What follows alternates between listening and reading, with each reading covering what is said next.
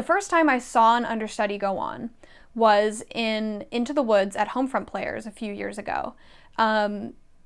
Zach, who was playing Jack, very unfortunately got the flu and couldn't come in, and it came on super suddenly, and his understudy had not done a lick of rehearsal time. He usually played Rapunzel's prince, Nair, and he went on that night, and you know Jack in Into the Woods, that's a Giants in the Sky. Everyone's waiting, not that that isn't a super busy role altogether, but you're waiting for Giants in the Sky. And so he gets to it, and he's the only person on stage, and the entire cast is crammed. I mean, that's a big cast. We're all crammed in this tiny backstage space watching him do this. He didn't miss a beat. I mean, every word perfect, performing his butt off, and we're all backstage sobbing to Giants in the Sky. That was such a powerful moment for me. Like, that was just such an incredible experience, and it really feels like you get to live that kind of thing every time an understudy goes on. And so when I get to see an understudy as an audience member, it's just, you can feel it. If you're paying attention, what a gift that is. My second time seeing Waitress at Virginia Rep was actually seeing Calvin Malone go on as the doctor.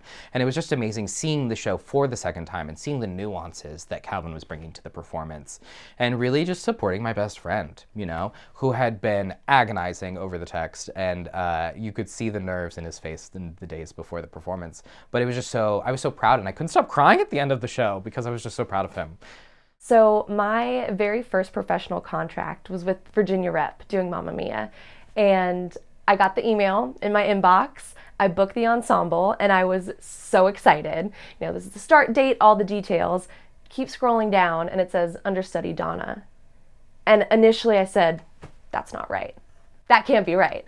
So I literally emailed back and I said, was the Donna thing a typo? Are you sure?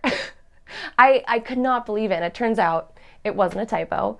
And I didn't know it at the time, but I really needed that experience to shape my confidence moving forward. Because at that point, I didn't know I really could do roles like that. And I learned so much from Emily, who played Donna. I learned so much from the cast. I got to rehearse the role, and it really did shape my confidence moving forward in my career. Sometimes people look at me when I tell these old understudy stories or old emergency replacement stories, and they say, oh, that's so amateurish. I can't believe that Richmond Theater used to have such low standards. It didn't feel like low standards at all.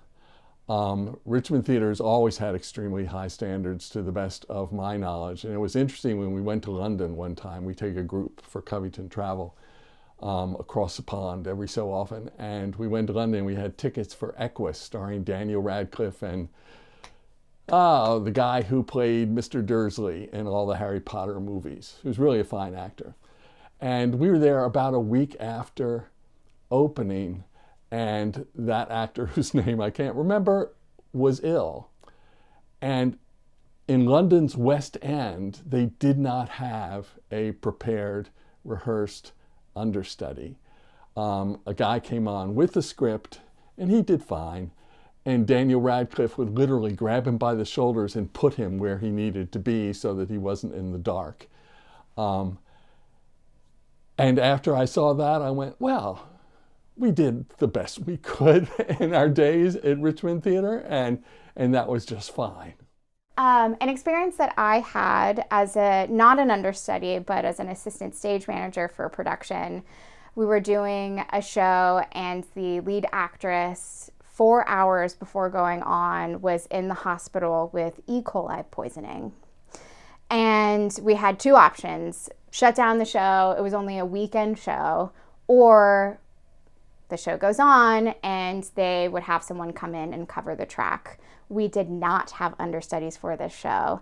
So as the assistant stage manager, who was in charge of making sure that everyone was off book and everyone learned their lines, they asked me if I was comfortable coming in and stepping into the role.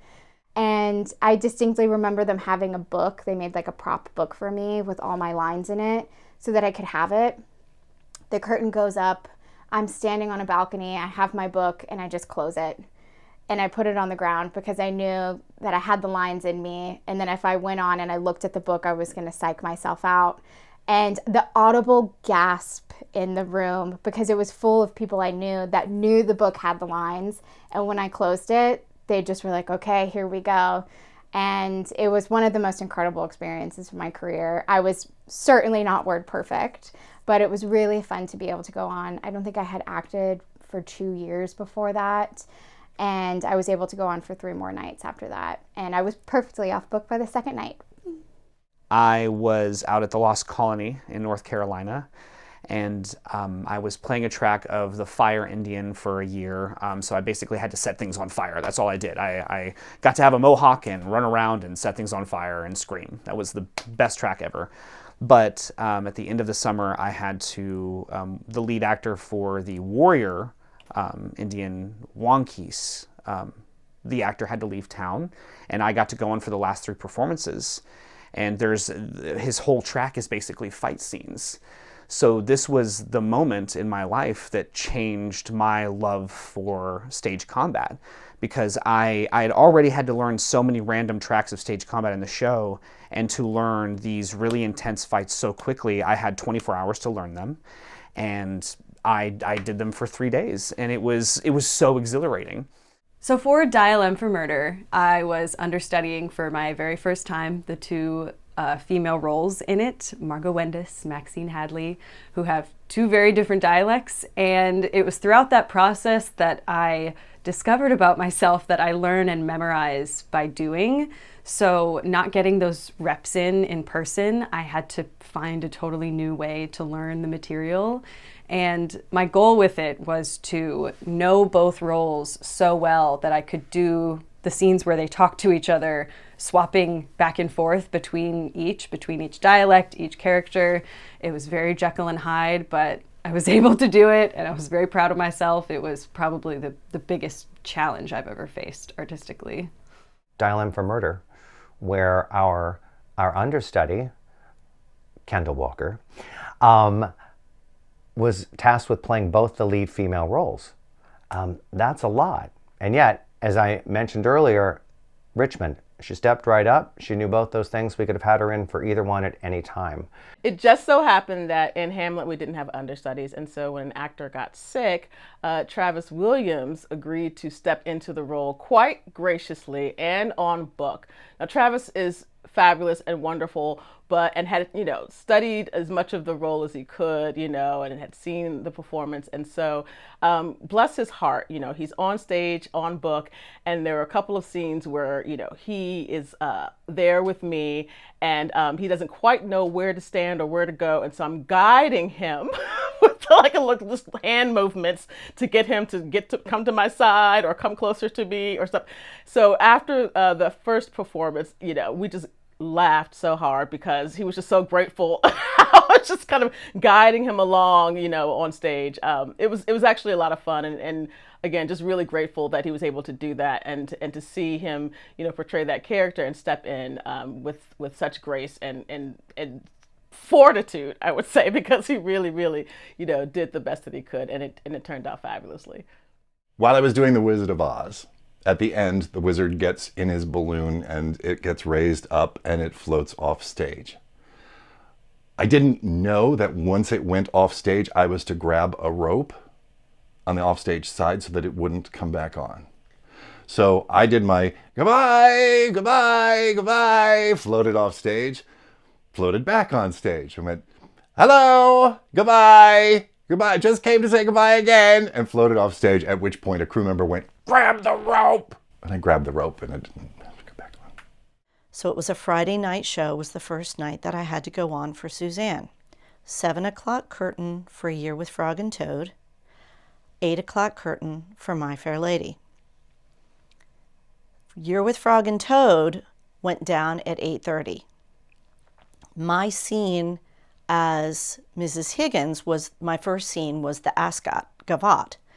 And so that didn't happen until like 9:15. So what I did was I took off my wig for Frog and Toad. I took off my costume. I kept on my base undergarments, threw a robe on.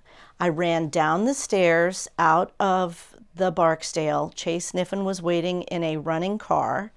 drove me across town to the alley.